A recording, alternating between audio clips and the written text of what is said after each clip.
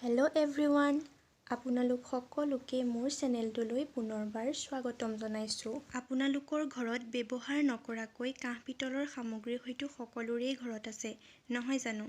কিন্তু মন কৰিবচোন, এই বস্তুবোৰ ব্যৱহাৰ নকৰিলে সেই বস্তুবোৰত ক'লা দাগ এটাৰ দৰে চামনি পৰি যায়, লগতে পুৰণাৰ দৰে হৈ পৰে আৰু দেখিবলৈ খুব বেয়া লাগে, হয়নে? তেতিয়াহ'লে আহকচোন এই বস্তুবোৰনো কেনেদৰে চাফা একেবাৰে নতুনৰ দৰে চিকচিকীয়া কৰিব পাৰি তাৰ বিষয়ে আলোচনা কৰোঁ। ইয়াৰ বাবে আমাক এটা পিতাম্বৰী পাউডাৰ লাগিব। এই পাউডাৰটোৱে আমি তামৰ, পিতলৰ, কাঁহৰ, এলুমিনিয়ামৰ বৰ্তন চাফা কৰিব পাৰিম। এই পাউডাৰটো আমি সহজেই কাঁহ পিতলৰ দোকানত বিচাৰিলে পাই যাম।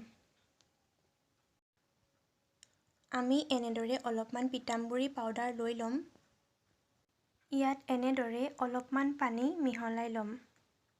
আৰু আমাৰ যিখিনি বৰ্তন সেইখিনিত এনেদৰে অলপমান জোৰ দি ঘঁহি দিম। আমাৰ বৰ্তনখিনি যেতিয়ালৈকে চাফা হৈ নাযায় তেতিয়ালৈকে আমি এনেকৈ জোৰেৰে ঘঁহি থাকিম। এইখিনি ভালদৰে ঘঁহি লোৱাৰ পাছত 2 মিনিটমানৰ বাবে ৰাখি দিম। 2 মিনিটমান এনেদৰে ৰখাৰ পাছত আমি পানীৰে বৰ্তনখিনি ভালদৰে ধুই দিলেই আমাৰ বৰ্তনখিনি একেবাৰে নতুনৰ দৰে চিকচিকীয়া হৈ পৰিব। মোৰ বৰ্তনখিনি দেখিছেনে কি ধুনীয়াকৈ চাফা হৈ গৈছে? আপুনিও খুব কম সময়তে আপোনাৰ বৰ্তনখিনি এনেদৰে চাফা কৰিব পাৰে।